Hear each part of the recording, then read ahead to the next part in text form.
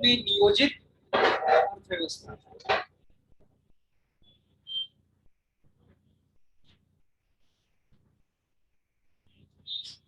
देश की आजादी के बाद भारत में नियोजित अर्थव्यवस्था के मॉडल को अपनाया गया, यानी प्लान्ड इकोनॉमी के मॉडल को अपनाया गया। नियोजित अर्थव्यवस्था एक निश्चित कार्यक्रम होता है जिसमें लक्ष्य और समय दोनों पहले से तय होता है, और जो देश में संसाधन उपलब्ध है, जो रिसोर्सेस देश में उपलब्ध हैं, उन संसाधनों का उपयोग करते हुए देश अपनी आवश्यकताओं को पूरा करता है। तो समय भी पहले से निश्चित होता है कि यह लक्ष्य मुझे कितने दिनों में प्राप्त करना है, कितने वर्षों में प्राप्त करना है। लक्ष्य भी निर्धारित होता है कि हमें क्या हासिल करना है। समय भी निर्धारित होता है कि इसे हम कितने दिन में हासिल करना है। वो क्षेत्र भी निर्धारित कर दिए जाते हैं कि किस क्षेत्र में मुझे क्या हासिल करना है। और फिर एक निश्चित कार्यक्रम के जरिए, एक निश्चित योजना के माध्यम से उस लक्ष्य तक पहुंचने का प्रयास करते हैं, उस उपलब्धि को हासिल करने का प्रयास करते हैं। स्वाभाविक है कि इन लक्ष्य को प्राप्त करने के लिए देश में जो रिसोर्सेज अवेलेबल है उसका हमें यूटिलाइजेशन करना पड़ेगा, उसका उपयोग करना पड़ेगा। हमारे पास मिनरल्स कितना है, हमारे पास टैक्स से कितना कलेक्शन होगा, हमारे पास फॉरेस्ट कितना है, हमारे पास वाटर कितना है, हमारे पास सॉइल कितना है, अगर सॉइल है तो उसमें कितना प्रोडक्शन होगा, मिनरल्स है तो हम कितना मिनरल्स एक्सट्रैक्ट कर सकते हैं, अगर हमारे पास फॉरेस्ट है तो उसका हम क्या यूटिलाइजेशन कर सकते हैं। फॉरेस्ट होने से तो नहीं होगा ना, उसका यूटिलाइजेशन भी चाहिए। मिनरल होने से नहीं है, उसका हम उपयोग कर सके, उसका यूटिलाइज कर सके, ये तकनीक भी हमारे पास होनी चाहिए। तो ये सब कुछ देखते हुए हम जो प्रयास करते हैं वही नियोजित अर्थव्यवस्था है।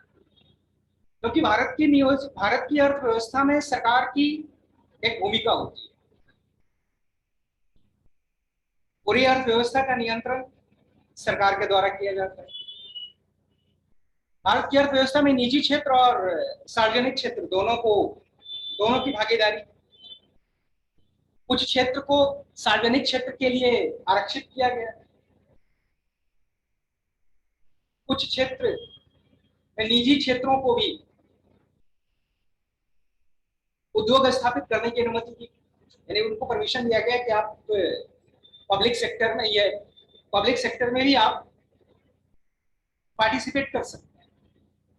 तो इस प्रकार भारत में एक नियोजित अर्थव्यवस्था, प्लान्ड इकोनॉमी की शुरुआत हुई, और इसके लिए जो सबसे लोकप्रिय कार्यक्रम बनाया गया वो था पंचवर्षीय योजना।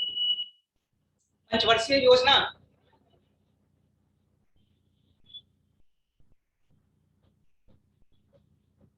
पंचवर्षीय योजना पंचवर्षीय योजना में 5 साल के लिए कार्यक्रम होते थे। पंचवर्षीय योजना ये 5 वर्ष का कार्यक्रम होता था।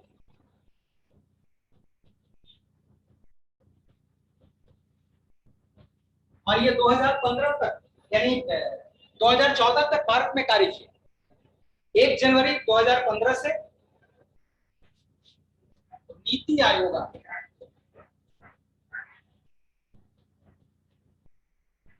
1 जनवरी 2015 से नीति आयोग आया। इस कार्यक्रम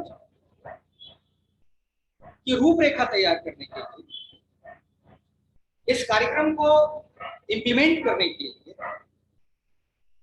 प्राथमिकता यानी प्रायोरिटी फिक्स करने के लिए कि बहुत सारे सेक्टर है हमारे क्षेत्र में। एग्रीकल्चर सेक्टर है, प्राइमरी सेक्टर है, टर्सरी सेक्टर है। किस सेक्टर में कितनी उपलब्धि चाहिए, देश को सबसे ज्यादा जरूरी क्या है। जब पहली पंचवर्षीय योजना बनी तो देश को सबसे ज्यादा जरूरी खाद्यान्न की, फूड की।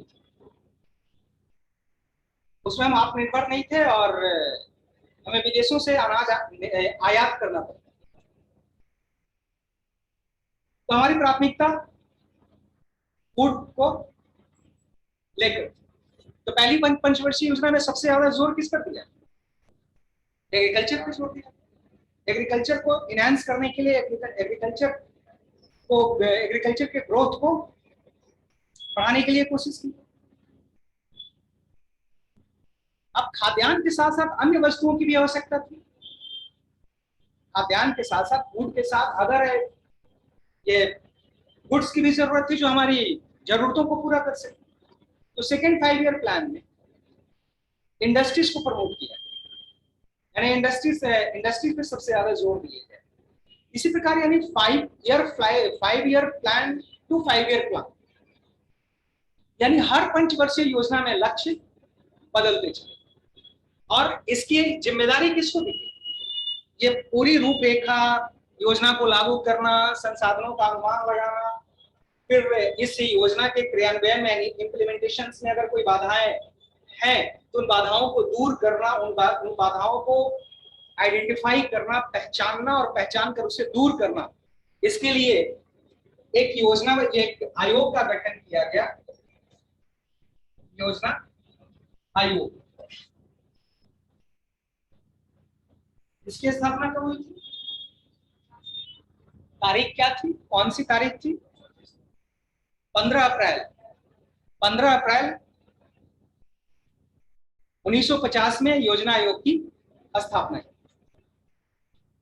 यानी ये एक आयोग बनाया गया और इसे ही पूरी जिम्मेदारी दी गई इस नियोजित अर्थव्यवस्था को आगे बढ़ाने। 7-8 सदस्यों की ये एक आयोग था। प्रधानमंत्री इसके एक्स ऑफिशियो चेयरमैन होते हैं, जो भी प्रधानमंत्री होगा वही इसका चेयरमैन होता था। बहुत पुरानी बात नहीं है, इतिहास नहीं है। 2014 तक यह अस्तित्व में था। 1 जनवरी 2015 से इसका उन्मूलन हो गया, ये एबॉलिश कर दिया गया, इसको खत्म कर दिया गया। तो योजना आयोग लंबे समय तक भारत में विकास की जिम्मेदारी को निभाता है। शायद हमारे जो पॉलिसी मेकर हैं उनको ये लगा हुआ है कि अब ये रेलिवेंट नहीं है, अब इस स्ट्रक्चर में बदलाव किया जाना चाहिए। शायद विश्व की बदलती आवश्यकताओं और विश्व के बदलते हुए वातावरण, हमारी चुनौतियां, हमारे जो चैलेंज हैं, इनको देखते हुए योजना आयोग अब कैपेबल नहीं है कि वो इन चैलेंज को फेस कर सके, इन चुनौतियों का सामना कर सके। तो स्वाभाविक है कि समय के अनुसार इसमें परिवर्तन जरूरी है और होना भी चाहिए। सरकार ने इसे यही आवश्यकता महसूस करते हुए योजना आयोग को एबॉलिश किया और उसके जगह पे नीति आयोग यानी national institute for transforming India, यानी बदलते भारत के अनुसार, यानी ये एक जस्ट लाइक एंड्रॉयड फोन की तरह था। जैसे जैसे टेक्नोलॉजी चेंज होती है वैसे वैसे एंड्रॉयड अपने आप को अपग्रेड करता है। यानी बिल्कुल उसी तरह ये नीति आयोग है कि जैसे जैसे चुनौतियां हमारी बढ़ेंगी, चुनौतियां बदलेंगी, उसी के अनुरूप अपनी रणनीति में भी बदलाव करेगा। तो योजना आयोग ऐसा लग रहा था कि अब रेलिवेंट नहीं है। दूसरी ये बात कि जब देश आजाद हुआ उस समय परिस्थितियां अलग थी, उस समय हमारी आवश्यकताएं भी अलग थी, हमारी चुनौतियां भी अलग थी, और उसमें से कई ऐसी आवश्यकताएं थी समस्याएं थी जिसका समाधान काफी हद तक हुआ। तो स्वाभाविक है कि अब जब चुनौतियां बदली तो उन संस्थाओं के स्वरूप में भी परिवर्तन आना जरूरी है, जो ताकि ये बदलते हुए परिस्थितियों के अनुसार स्वयं को ढाल सके। इसीलिए नीति आयोग की स्थापना की गई और आज नीति आयोग ये काम कर रहा है। तो योजना आयोग बनाया गया तो ये एक एडवाइजरी कमेटी थी। क्या थी? एक योजना आयोग का नेचर क्या था? सलाहकारी। इसकी भूमिका सलाहकारी एक संस्था के रूप में, लेकिन जैसे जैसे समय गुजरता गया सारी जिम्मेदारी इसी के पास आ गई। जब जिम्मेदारियां आई तो शक्तियां भी आई, और स्वाभाविक है कि जब शक्तियां बढ़ती हैं तो स्वेच्छाचारिता या फिर डिक्टेटरशिप भी बढ़ता है। अब विकास की सारी योजनाएं इसी में आकर केंद्रित हो गई, योजना आयोग में। अब 7-8 सदस्य मिलकर पूरे भारत की विकास की योजना बनाने लगे। सिर्फ 7-8 सदस्य, 7-8 सदस्य मिलकर पूरे भारत के विकास की योजना बनाने लगे। प्रधानमंत्री इसके चेयरमैन होते थे और उपाध्यक्ष के रूप में नियुक्ति होती थी। और इसके जितने भी एडमिनिस्ट्रेटिव वर्क होते थे, योजना आयोग के जितने भी एडमिनिस्ट्रेटिव वर्क होते थे, वो उपाध्यक्ष के सुपरविजन में ही होता था। यानी प्रधानमंत्री के बाद सबसे महत्वपूर्ण व्यक्ति इसके उपाध्यक्ष। तो योजना आयोग जब स्थापित किया गया तो इसके पहले अध्यक्ष कौन थे?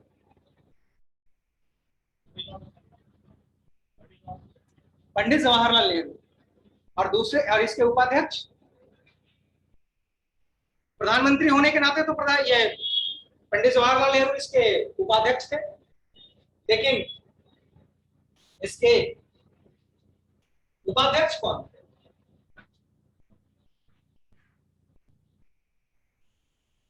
उपाध्यक्ष के बारे में जानते हैं?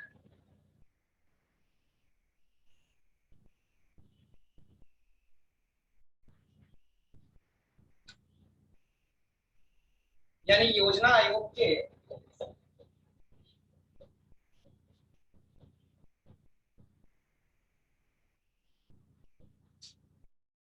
उपाध्यक्ष, पहले उपाध्यक्ष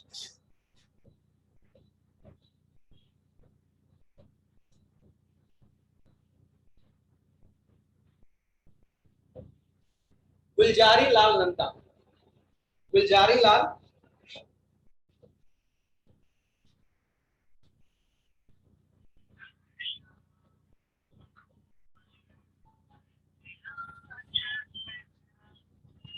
गुलजारी लाल नंदा।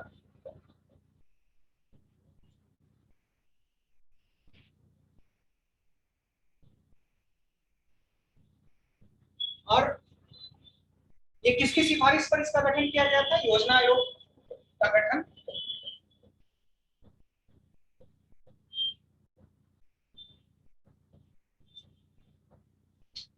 योजना आयोग का गठन किसकी सिफारिश पर किया गया था? कौन सी कमेटी की सिफारिश पर किया गया? केसी नियोगी।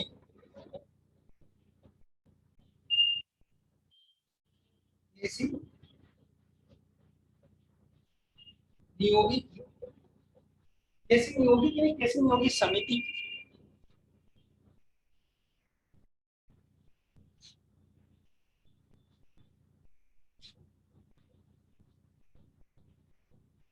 समिति की सिफारिश पर योजना आयोग का गठन किया गया।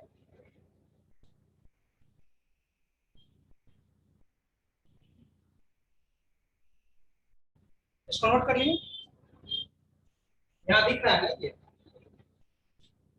दिख रहा है। योजना आयोग का गठन केसी नियोगी कमेटी के रिकमेंडेशन पे हुआ। केसी नियोगी कमेटी के रिकमेंडेशन को। और इसके पहले अध्यक्ष गुलजारी लाल नंदा और केसी नियोगी समिति की सिफारिश पर इसका गठन किया गया।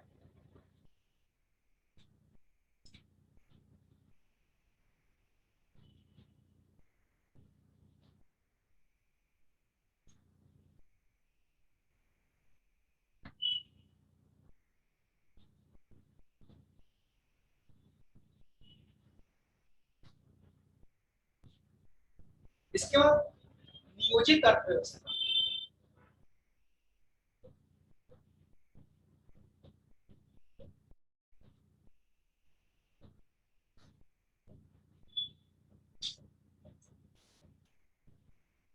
नियोजित अर्थव्यवस्था यानी प्लान्ड इकोनॉमी। प्लान्ड इकोनॉमी को डिफाइन करना है, प्लान्ड इकोनॉमी क्या है। देखिए, आर्थिक नियोजन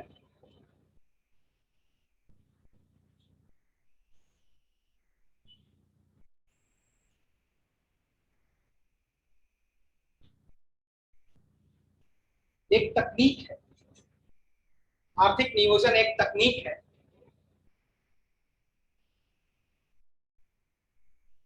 जिसके द्वारा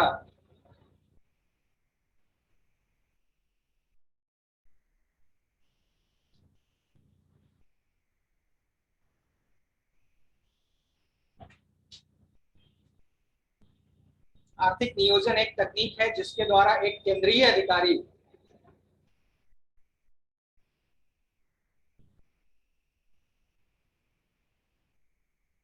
एक केंद्रीय अधिकारी एक निश्चित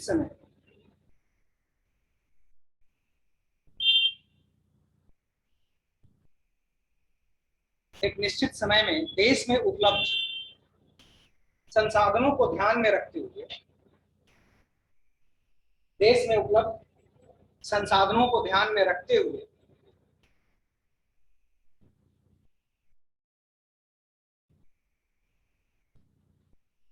कुछ आर्थिक कारकों पर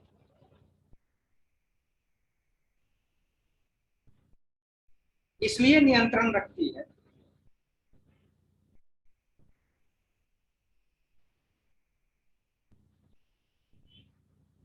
इसलिए नियंत्रण रखती है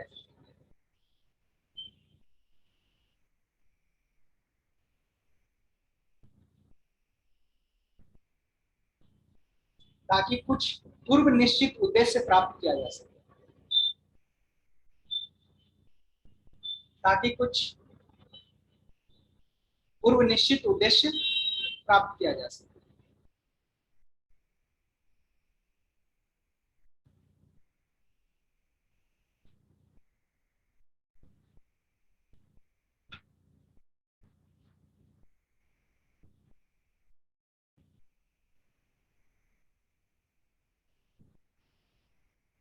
देखिए, इसका डेफिनेशन है यानी प्लान्ड इकोनॉमी का, यानी प्लान्ड इकोनॉमी एक टेक्नोलॉजी, ठीक है, जिसके द्वारा एक केंद्रीय अधिकारी यानी एक सेंट्रल ऑर्गेनाइजेशन इट मींस योजना आयोग, प्लानिंग कमीशन, एक निश्चित समय एट मींस 5 ईयर यानी 5 साल, देश में उपलब्ध संसाधनों यानी जो देश के अंदर रिसोर्सेज अवेलेबल, देश में उपलब्ध संसाधनों को ध्यान में रखते हुए कुछ इकोनॉमिक एक्टिविटी पर यानी आर्थिक गतिविधियों पर नियंत्रण रखता है, यानी कुछ आर्थिक गतिविधियां उसके नियंत्रण में होती है, कुछ इकोनॉमिक एक्टिविटी या इकोनॉमिक प्रोडक्शंस उसके कंट्रोल में होते हैं। ताकि क्यों क्यों होते हैं? इसलिए कि कुछ पहले से निर्धारित जो लक्ष्य हैं यानी पूर्व निश्चित कुछ उद्देश्य को प्राप्त किया जा सके। अगर किसी भी ऑर्गेनाइजेशन के पास आर्थिक संसाधन नहीं होगा तो अपने लक्ष्य को कैसे पूरा करता है? इसीलिए जो पहले से निर्धारित लक्ष्य है उस लक्ष्य को पूरा करने के लिए वो कुछ आर्थिक गतिविधियों पर नियंत्रण रखता है, यानी उस आर्थिक गतिविधियों पर उसका एकाधिकार होता है और देश में उपलब्ध संसाधनों का उपयोग करते हुए पहले से निर्धारित या पूर्व निर्धारित लक्ष्य को प्राप्त करने का वो प्रयास करता है। यही भारत में अपनाया गया आर्थिक विकास के लिए, यानी भारत का जो इकोनॉमिक डेवलपमेंट मॉडल था वो क्या था? अगर ये प्रश्न आए कि स्वतंत्रता के बाद भारत ने कौन सा विकास का मॉडल अपनाया, यानी विकास का कौन सा प्रारूप अपनाया, कौन सा डेवलपमेंट मॉडल को अडॉप्ट किया, तो कौन सा डेवलपमेंट मॉडल था? Planned economy. प्लान्ड इकोनॉमी यानी कोई भी काम प्लानिंग से होता है। एग्रीकल्चर सेक्टर में हम एक लक्ष्य निर्धारित करते थे कि ये इतना प्रतिशत ग्रोथ हमको अचीव करना है।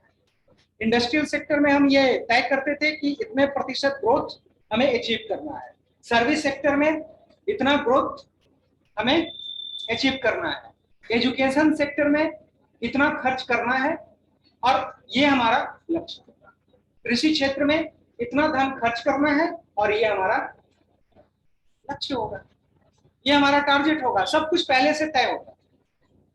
इसी को हम क्या कहते हैं? Plan, economy. और आवश्यकता और परिस्थितियों के अनुसार हम बदल लेते हैं, अपनी योजना बदलनी पड़ती है, तो उसको हम प्लान इकोनॉमी नहीं कहते। यानी हमने एक रूपरेखा रेखा तैयार कर ली है, हमने एक रास्ता निर्धारित कर लिया है और उसी रास्ते पर हम चलने का प्रयास करते हैं। कोशिश ये होती है कि उस निर्धारित समय में इसको पूरा किया जाए। तो जब देश में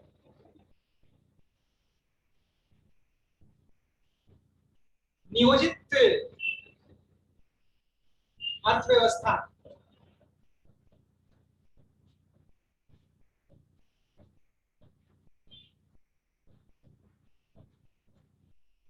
नियोजित अर्थव्यवस्था को दो हिस्सों में बांटा गया। नियोजित अर्थव्यवस्था को दो हिस्सों में बांटा गया।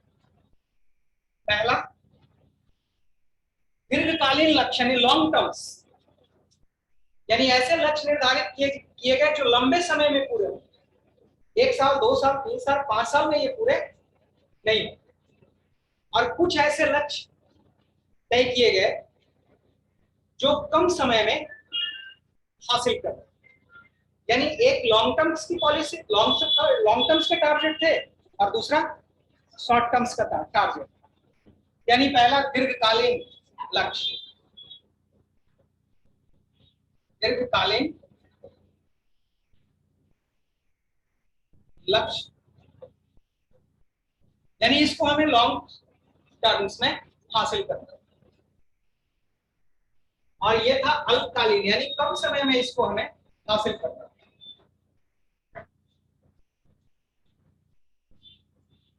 अल्पकालीन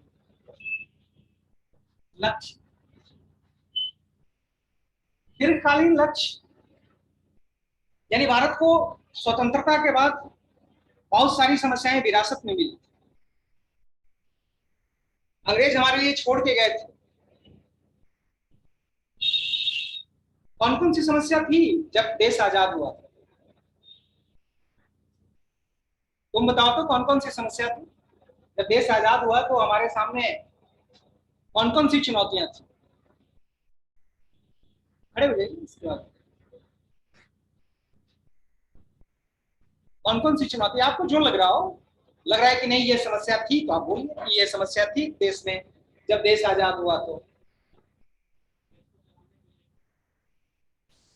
देश को चलाने के लिए, देश को चलाने के लिए तो देश चलता ही और देश चला भी, लेकिन क्या क्या समस्याएं थी उस समय जब देश आजाद हुआ?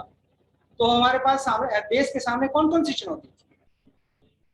गरीबी और अशिक्षा और, ये बैठ जाइए, इस प्रकार की समस्या थी। गरीबी थी, अशिक्षा थी, असमानता थी, कृषि का विकास नहीं हो सका था, आधारभूत संरचना का विकास नहीं होता, औद्योगिक विकसित अवस्था में नहीं थी, औद्योगिक विकसित अवस्था में थी, क्षेत्रीय असंतुलन था।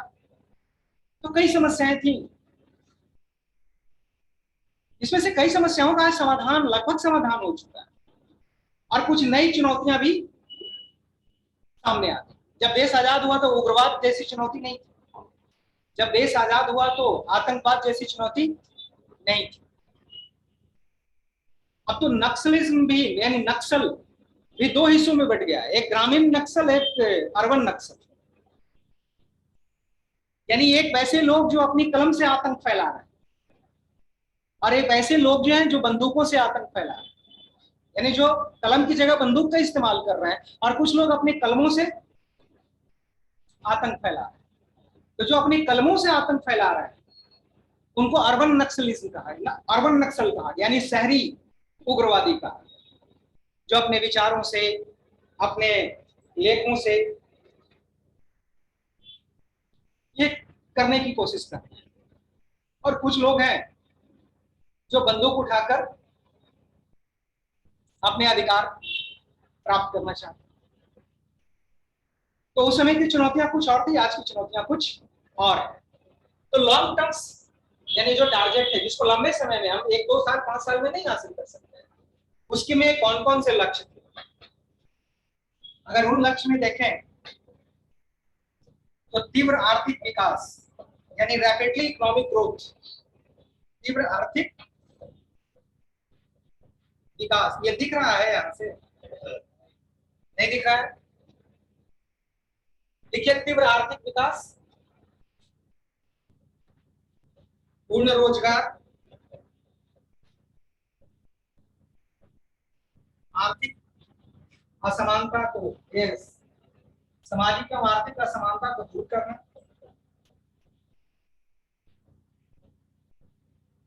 सामाजिक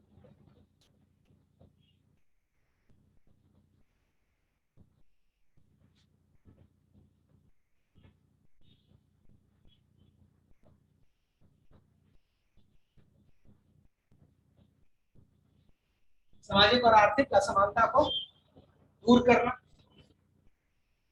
इस प्रकार के कुछ लॉन्ग टर्म्स के टारगेट। जैसे तेजी से अर्थव्यवस्था का विकास हो, तेजी से अर्थव्यवस्था का विकास हो, पूर्ण रोजगार की स्थिति, यानी जितने हमारे पास श्रमिक हो उतना ही रोजगार, यानी फुल एम्प्लॉयमेंट जिसको हम कहते हैं, फुल एम्प्लॉयमेंट का टारगेट हमें पूरा करना है। इसके अलावा जो सोशल और इकोनॉमिक इनइक्वालिटी है हमारे देश के अंदर, हमारे समाज के अंदर, सामाजिक असमानता, सामाजिक असमानता का मुख्य आधार क्या है? कास्ट, जाति। बच्चा अगर बच्चा होश, जब बच्चा होश संभालता है तो सबसे पहले लगता है कि उसे अपनी उसकी जाति बताई जाती है कि तुम किस जाति में हो, किस जाति से तुम बिलोंग करते हो। अभी देश के अंदर एक तरफ हम जाति का उन्मूलन, जाति प्रथा का उन्मूलन करना चाहते हैं। आर्टिकल 17 में ये बताया गया है कि जाति के आधार पर किसी के साथ कोई भेदभाव नहीं किया जाए। दूसरी तरफ आपने कुछ दिन पहले सोशल मीडिया पर सुरेश रैना की काफी आलोचना हुई, उन्होंने कह दिया कि मैं ब्राह्मण, जबकि देश के अंदर जब दलित आंदोलन चलता है तो दलित कहते हुए नहीं थकते हैं कि मैं दलित हूं, मैं यादव, मैं पासवान, मैं राम। लेकिन एक ब्राह्मण ने ये कहा कि मैं ब्राह्मण, तो ये जातिवाद हो। जबकि हमें, जब हम आवेदन देते हैं वहां भी हम अपने जाति का ब्यौरा देना पड़ता है। दूसरी तरफ अभी आप जनगणना शुरू होने वाली है, हालांकि जनगणना तो शुरू हो गई होती, लेकिन कोविड के कारण ऐसा नहीं हो सका, लेकिन अब शुरू हो गई। उसमें मांग हो रही है कि 1931 में जाति आधारित जनगणना हुई। जाति आधारित यानी हर जाति की अलग अलग गणना हुई थी कि किस जाति में कितने लोग। ये ब्रिटिश गवर्नमेंट ने करवाया 1931 और 2021, काफी वक्त गुजर चुका है। अब फिर ये मांग हो रही है कि भारत में जाति आधारित जनगणना होनी चाहिए। तो एक तरफ हम जाति का उन्मूलन करने का प्रयास करते हैं और दूसरी तरफ जाति पर इतना जोर देते हैं। भला ये कैसे हो? और सामाजिक असमानता का मुख्य आधार क्या है? जाति। आर्थिक असमानता का मुख्य आधार क्या है? धन।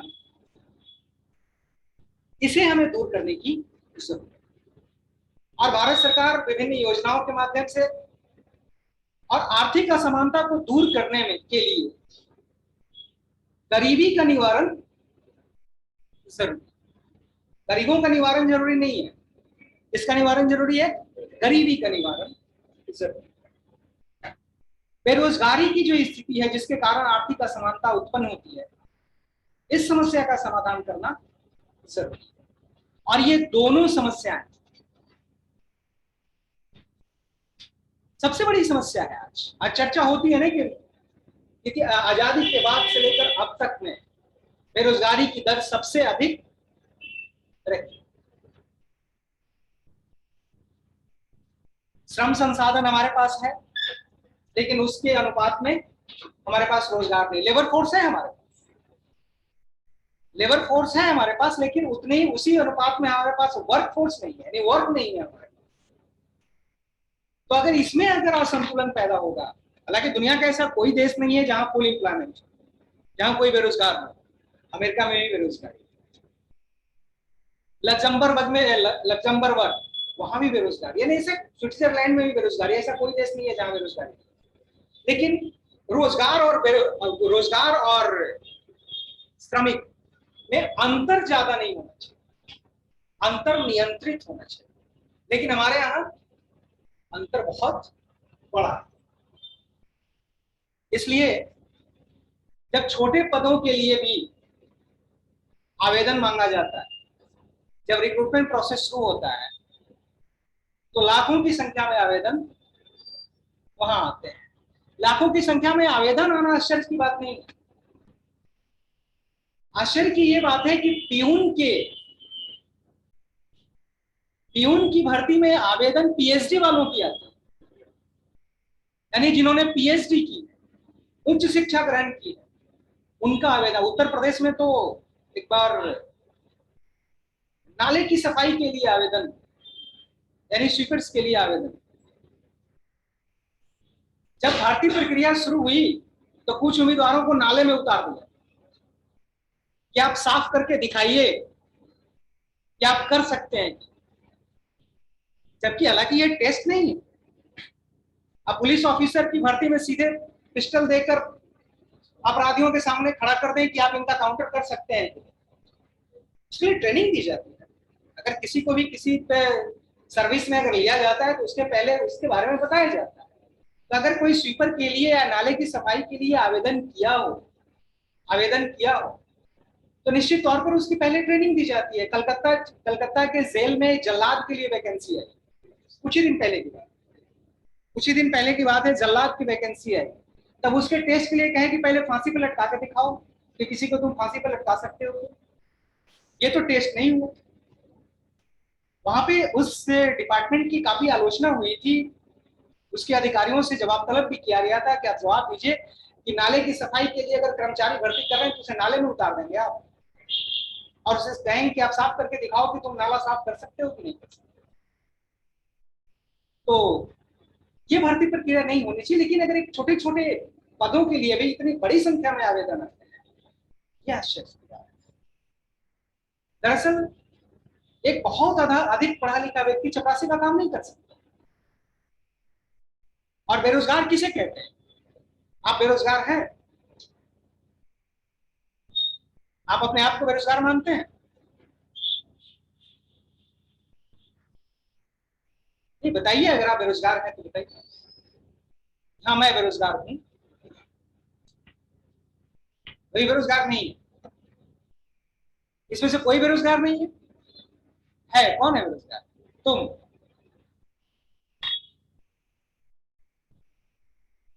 दरअसल बेरोजगारी की क्या परिभाषा है?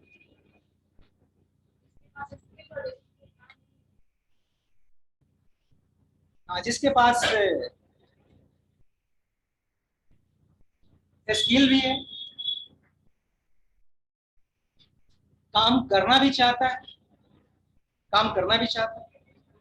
जो मजदूरी तय की गई है उस मजदूरी पर भी काम करना चाहता है, इसके बावजूद अगर काम नहीं है तो वो बेरोजगारी है। कुछ ऐसे भी लोग होते हैं, ऐसी भी स्थिति आती है कि 365 दिन में 100 ही दिन रोजगार मिलता है, बाकी दिन उन्हें रोजगार नहीं। तो क्या उन्हें आप बेरोजगार की श्रेणी में रखेंगे या उन्हें रोजगार की श्रेणी में रखेंगे? अगर 365 दिन में 100 दिन ही रोजगार मिलता है, वैसे 365 दिन में 182 दिन तो छुट्टी ही रहती है। 365 दिन में 182 दिन छुट्टी होती है, यानी साल में 6 महीने छुट्टी होती है, 6 महीना काम होता है। यानी एटलीस्ट 182 दिन का तो रोजगार मिलना चाहिए, तभी हम उसे रोजगार किस श्रेणी में रखेंगे। लेकिन अगर इससे कम मिलता है उसे अंडर एम्प्लॉयमेंट कहा जाता है, यानी अल्प रोजगार की स्थिति वो कहते हैं। तो बेरोजगार एक ऐसी परिस्थिति है जिसमें व्यक्ति या कोई भी श्रमिक काम करना चाहता है, योग्य भी है और निर्धारित मजदूरी पर काम करना चाहता है, बावजूद इसके उसे रोजगार नहीं मिलता, तब इसे बेरोजगारी की स्थिति। सरकार जिस परीक्षा की आप तैयारी कर रहे हैं, जिस परीक्षा की आप तैयारी कर रहे हैं, सरकार आपको मौका दे रही है कि इस परीक्षा में पास कीजिए और रोजगार प्राप्त कीजिए। लेकिन अगर आप असफल हैं, इट मीन्स आप उस पद के योग्य अभी तक नहीं। तो आप काम करने के इच्छुक है, काम करने के इच्छुक है, जो सैलरी तय की गई है उसी सैलरी पर भी काम करने के इच्छुक है, लेकिन उस पद के योग्य नहीं है, और योग्य नहीं है तो आप बेरोजगार की श्रेणी में नहीं होंगे, बेरोजगार की श्रेणी में आप नहीं है, अनएम्प्लॉयड की कैटेगरी में आप नहीं। अगर एक अनपढ़ व्यक्ति या कम पढ़ा लिखा व्यक्ति या जो निर्धारित योग्यता है वो योग्यता उसके पास नहीं है और वो कहे कि मुझे इंजीनियर की नौकरी नहीं मिल रही है, तो हम क्या कहेंगे? उसे बेरोजगार कहेंगे। काम करने के इच्छुक है, जो वेतन है उस पर भी काम करने के इच्छुक है, लेकिन उसके योग्य नहीं, और जो तीनों शर्तों को पूरा करता हो, जो तीनों शर्तों को पूरा करता हो और उसके बाद भी अगर उसे काम नहीं मिल रहा है, तब यह बेरोजगार की स्थिति। तो आप में से कोई भी अभी बेरोजगार नहीं, क्योंकि आप उस के योग्य नहीं। अब जिसने मान लिया कि जो ग्रेजुएशन किया ही नहीं, वो कैसे कह सकता है कि मैं बेरोजगार हूं? लेकिन जो ग्रेजुएशन करने के बाद भी अगर वो परीक्षा क्वालिफाई नहीं कर पा रहे हैं, यानी उस पद के लायक आप नहीं हो, अपने आप को अपने उस पद के लायक नहीं बनाया, तो आप बेरोजगार नहीं। अगर एक इंजीनियरिंग की पढ़ाई किया हुआ व्यक्ति कहे कि मुझे डॉक्टर नहीं बनाया जा रहा है या मुझे डॉक्टर की नौकरी नहीं दी जा रही है, तो ये बेरोजगार की श्रेणी में। कभी कभी ऐसा भी होता है कि काम करने के योग्य भी है, काम करने के इच्छुक भी है, लेकिन जो निर्धारित सैलरी है उस पर वो काम नहीं करना चाहता, और नतीजा होता है कि वो उसे रोजगार नहीं मिल पाता। तो इसे कौन सी बेरोजगारी कहें? ये कौन सी बेरोजगारी है? ऐच्छिक बेरोजगारी, यानी आप अपनी इच्छा से बेरोजगार हैं, काम तो है लेकिन आप जो काम है वो करना नहीं चाहते, क्योंकि उस पर जो सैलरी तय की गई है वो आपको स्वीकार है। अगर मान लिया जाए 10 लाख 13 लाख इंजीनियर एक साथ पास हो, सेंट्रल गवर्नमेंट या स्टेट गवर्नमेंट द्वारा अगर 10 लाख एक साल में अगर इंजीनियर पास आउट होते हैं और 9 लाख ही अगर आप रोजगार का सृजन कर पाते हैं, तब 9 लाख ही कर पाते हैं, तो 1 लाख को तो नौकरी नहीं मिलेगी। जैसे 10 लाख इंजीनियर मान ले पास आउट होते हैं, 3 लाख क्वालिटी पोस्ट जो है सेंट्रल गवर्नमेंट और स्टेट गवर्नमेंट मिला के 10,000 या 15,000 पोस्ट निकाला जाता है। उस हिसाब से बाकी जो बचे हैं वो तो बेरोजगार की श्रेणी में आएंगे, वो तो बेरोजगार की श्रेणी में, वो बेरोजगारों की श्रेणी में उसको संरचनात्मक बेरोजगारी कहेंगे, क्योंकि उनके अनुकूल सरकार द्वारा रोजगार का सृजन नहीं किया गया, यानी जिस लायक है उनके अनुसार रोजगार या एम्प्लॉयमेंट जनरेट नहीं हो रहा है, तो उसको हम बेरोजगार कहेंगे।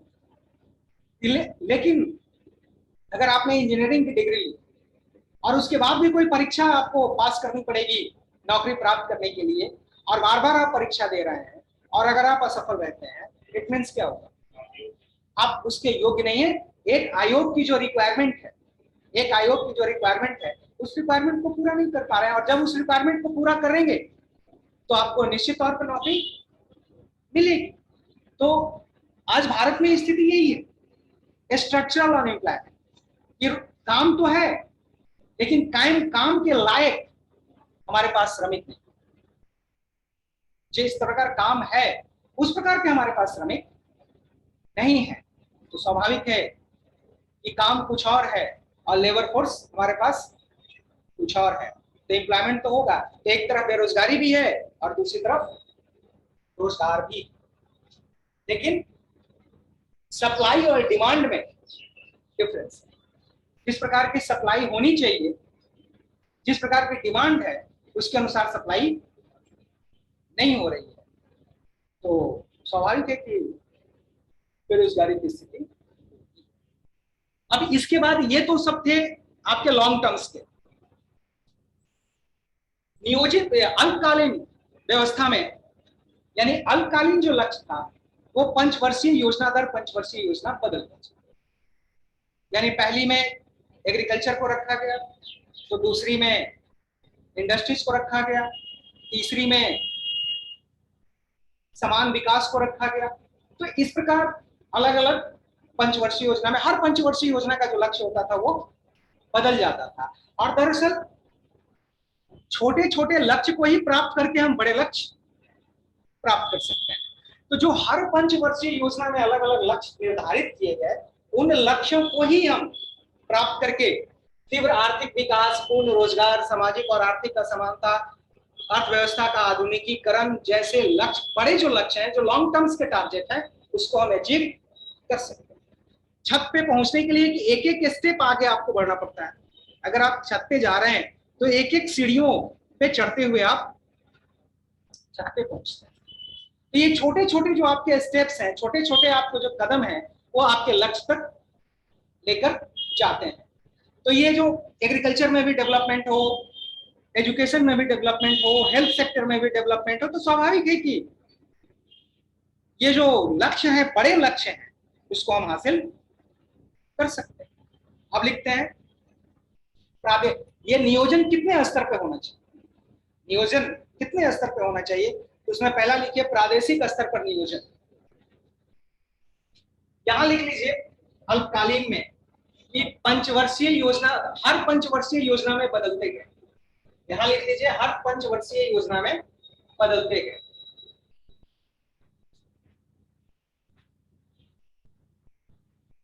अल्पकालीन लक्ष्य, क्योंकि वो हर पंचवर्षीय योजना में एक अलग लक्ष्य होता है।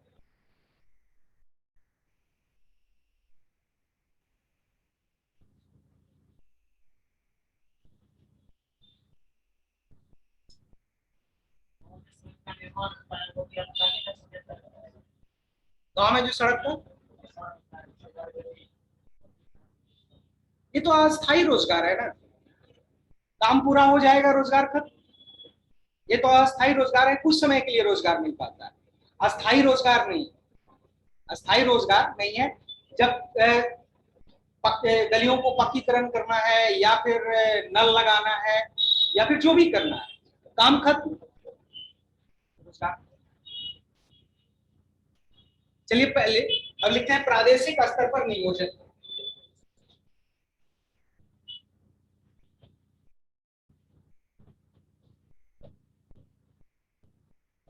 प्रादेशिक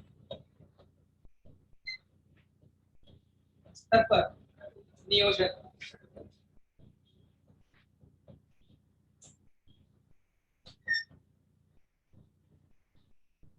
आर्थिक नियोजन का प्रथम प्रयास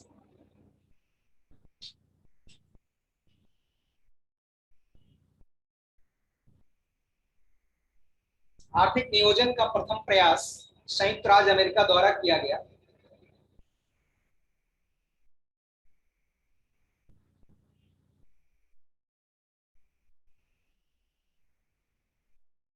संयुक्त राज्य अमेरिका द्वारा किया गया।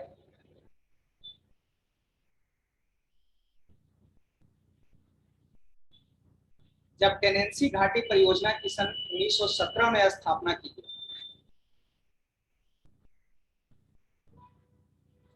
टेनेंसी घाटी परियोजना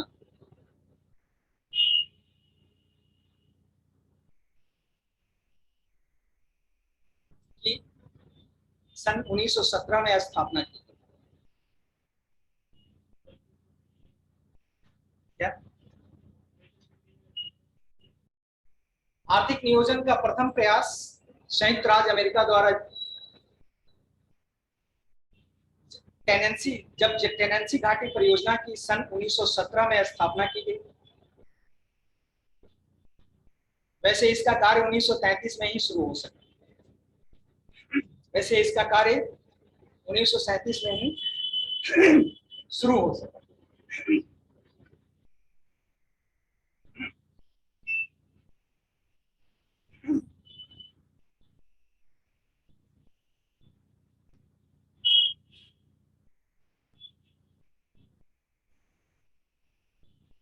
अच्छा, इस टेनेंसी घाटी की शुरुआत 1917 में अमेरिका में हुई थी, एक टेनेंसी वैली प्रोजेक्ट। इसी प्रकार का प्रोजेक्ट भारत में कब शुरू किया गया? बिल्कुल उसी को बेस बनाकर, और ये एक रीजनल प्लान होता है, एक रीजनल प्लानिंग है, यानी इसका प्रभाव एक क्षेत्र में होता है, बहुत नेशनल लेवल पे नहीं होता है। यानी एक प्रदेश के स्तर पर, एक प्रोविंस के स्तर पर इसकी प्लानिंग होती है। तो सबसे पहले इसका एग्जाम्पल हमें अमेरिका में मिलता है, यूनाइटेड स्टेट्स ऑफ अमेरिका में मिलता है, और ये 1917 में इसको एस्टैब्लिश किया गया। फंक्शन शुरू हुआ 1933 में। भारत में ये इस तरह के कब प्रयास किए गए? भारत में दामोदर घाटी परियोजना, दामोदर